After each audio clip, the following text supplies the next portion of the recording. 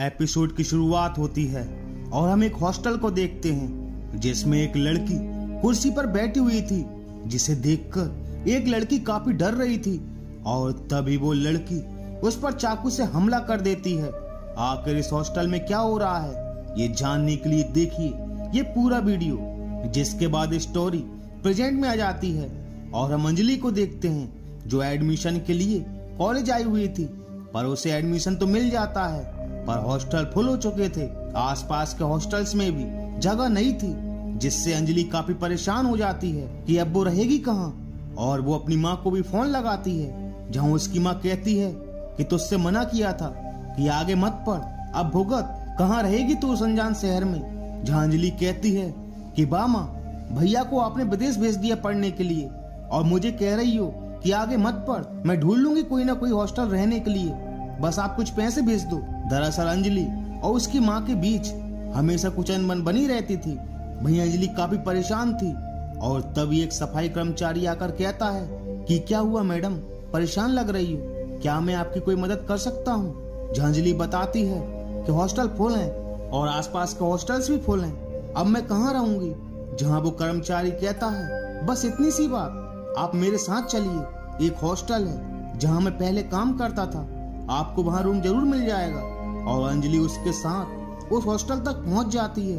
वो हॉस्टल काफी सुनसान इलाके पर था और हॉस्टल देखने में लग रहा था मानो वहाँ कोई रहता ही ना हो। उसकी हालत काफी खराब थी, बिल्कुल किसी भूतिया हवेली की तरह, जिसका नाम था जन्नत हॉस्टल। जिसके बाद अंजलि हॉस्टल के अंदर पहुंच जाती है, जहां उसे कर्मचारी मिलती है और वो कहती है कि रूम तो मिल जाएगा पर यहाँ के कुछ नियम है, उन्हें तुम्हें मानना ही पड़ेगा, अगर नहीं माने तो हॉस्टल से निकाल दी जाओगी। सबसे पहले तुम्हें अपना पासपोर्ट और वोटर आईडी जमा करनी होगी, वो भी ओरिजिनल।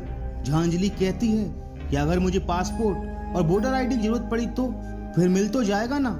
जहाँ वो कहती है कि उसकी जरूरत ही नहीं पड़ेगी, तो उसका बर्ताव काफी अजीब लग रहा था। जहाँ वो कहती है कि लो इस प्रसाद को खाओ, इसे खाए बिना एडमिशन नहीं मिलेगा, पर वो प्रसाद खराब था, सड़ा हुआ था, मानो वो काफी पुराना हो।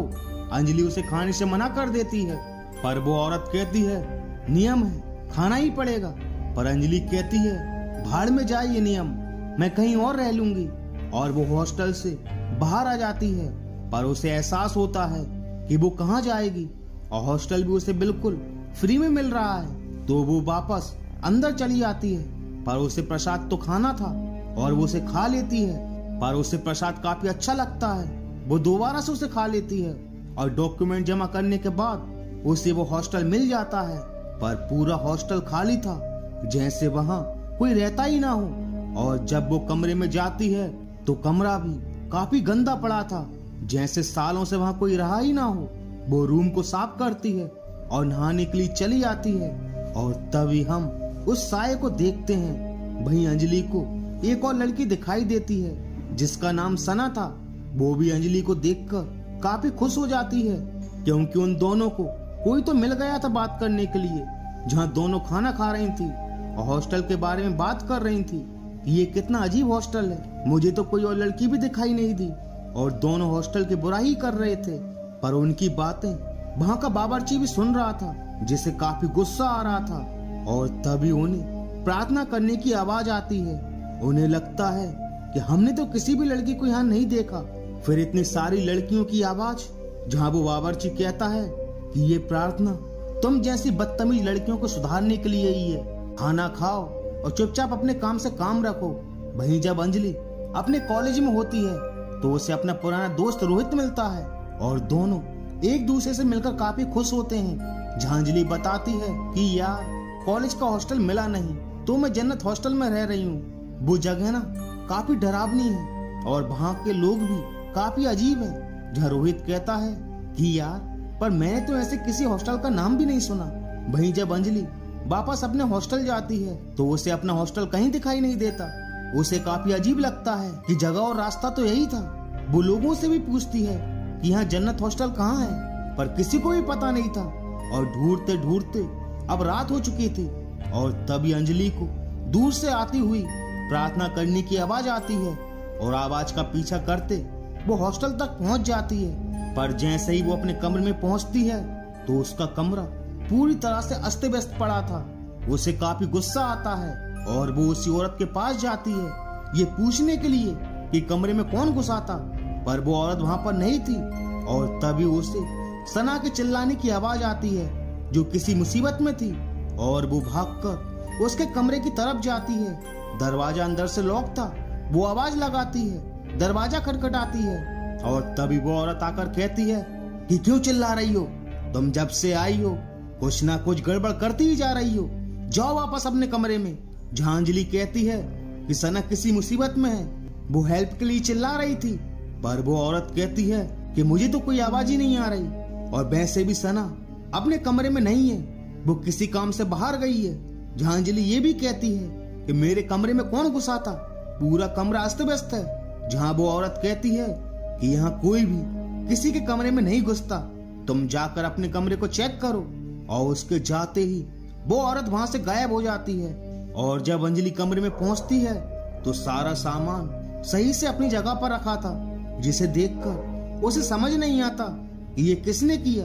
वहीं जब अंजलि खाना खाने नीचे जाती है तो वहां कोई नहीं था और वो किचन में घुस जाती है, जहां वो देखती है कि खाना भी सड़ा हुआ था, उसमें कीड़े रेंग रहे थे, जिसे देखकर उसे काफी घिन आती है। और तभी बावर्ची आकर कहता है कि तुम्हारी हिम्मत कैसे हुई मेरे किचन में घुसने की। जहां अंजलि कहती है कि तुम हमें ये सड़ा खाना खिलाते हो, मैं तुम्हारी कंप्लेंट करूंगी। जहां वो आदमी कहता है कि तुम्हें यही खाना पड़ेगा और अगर नहीं खाओगी तो मैं तुम्हें जबरदस्ती खिलाऊंगा, समझी तुम। और उस आदमी का बर्ताव भी काफी अजीब लग रहा था और उसके चेहरे पर भी कीड़े रेंग रहे थे। वहीं जब अंजलि सो रही थी तो उसे दरवाजा खटखटाने की आवाज आती है और जब वो दरवाजा खोलती है तो वो आदमी उसके ऊपर सड़ा खाना फेंक देता है और एकदम से अंजलि की नींद टूट जाती है। वहीं अगले दिन वो ये सारी बातें रोहित को बताती है, जिसे सुनकर रोहित भी शॉक्ड हो जाता है और कहता है कि तू ना उस हॉस्टल को छोड़ दे, हम कोई और हॉस्टल ढूंढ लेंगे। तू आज रात अपने सारे डॉक्यूमेंट जो तूने जमा किए थे उन्हें किसी तरह हासिल करके मेरे पास आ जाना। वहीं अंजलि रात को अपने डॉक्यूमेंट ढूंढने लगती है और उसे एक फाइल मिलती है जिसमें उन सभी की फोटोज और डॉक्यूमेंट थे जो इस हॉस्टल में रहती थी। पर अंजलि को आज तक सना के अलावा कोई और दिखाई नहीं दिया और अब सना भी गायब थी। और तभी उससे फिर से वही प्रार्थना होने की आवाज सुनाई देती है और वो ये जानना चाहती थी कि आखिर ये प्रार्थना करता कौन है। और वो उस कमरे में पहुंच जाती है पर कमरा तो एकदम खाली था। और तभी उसे कुछ फोटोज दिखाई देती हैं जिन्हें देखकर उसके रोंगटे खड़े हो जाते हैं। वो फोटो उसी औरत, उस आदमी के साथ साथ उस सफाई कर्मचारी की थी जो अंजलि को कॉलेज में मिला था। और तभी वो तीनों भी उसके सामने खड़े हो जाते हैं जो कह रहे थे कि अंजलि, हम तुम्हें अपनी दुनिया में शामिल करना चाहते हैं। हमें पता है तुम काफी अकेली हो, तुम्हारे अपने घर वाले तुमसे भेदभाव करते हैं, भाई विदेश में पढ़ता है और तुम्हें पढ़ने तक को मना कर रही थी तुम्हारी माँ। पर अंजलि को समझ नहीं आ रहा था कि इनको ये सब कैसे पता।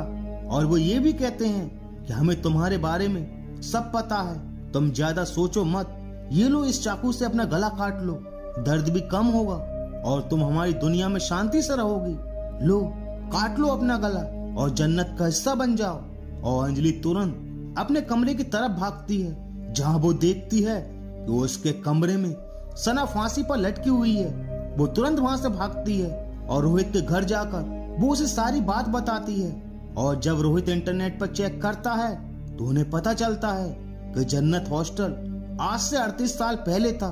1985 में इस हॉस्टल को जला दिया गया था जब यहाँ कुछ लड़कियों ने सुसाइड अटेम्प्ट किए थे और कुछ लड़कियां गायब होने लगी थी और लोगों को इस हॉस्टल में भूत दिखने लगे थे।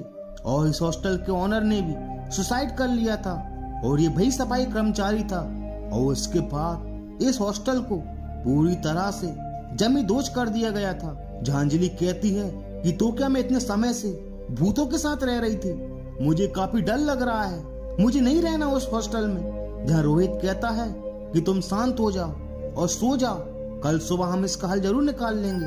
पर अंजलि कहती है कि अगर मैं सोऊंगी तो वापस अपने आप उसी हॉस्टल में पहुंच जाऊंगी। जहां रोहित कहता है कि मेरे पास इसका हल है और वो उसे बांध देता है। दोनों की आंख लग जाती है, पर जब अंजलि की आंख खुलती है तो वो उसी हॉस्टल में थी और दोनों बार बार उसे अपना गला काटने को कह रहे थे और अंजलि उनके बस में आकर अपना गला काट लेती है और एकदम से उसकी आंख खुल जाती है। पर अब सुबह हो चुकी थी, सब कुछ सही था और दोनों घर से बाहर निकलते हैं। पर रोहित अपना फोन कमरे में ही भूल गया था और जब वो कमरे में जाता है तो देखता है कि अंजलि की लाश पड़ी हुई है। वो कमरे से बाहर जाता है तो अंजलि गायब थी और अब तो कमरे में भी अंजलि की लाश गायब थी, पर वहां पर कीड़े रेंग रहे थे, जहां रोहित को समझ नहीं आता कि आखिर अंजलि कहाँ गई और ये सब क्या था। और अब हम उसी हॉस्टल को देखते हैं जहां सभी लोग प्रार्थना कर रहे थे, जहां हमें सना और अंजलि भी दिखाई देते हैं, जिसका मतलब ये था कि अब दोनों भी जन्नत का हिस्सा बन चुके थे और आज भी वो हॉस्टल किसी का इंतजार कर रहा है। आप मत जाना उस हॉस्टल में। और इसी के साथ इस एपिसोड का दी एंड हो जाता है। तो मिलते हैं अगले वीडियो में and thank you so much for watching this video.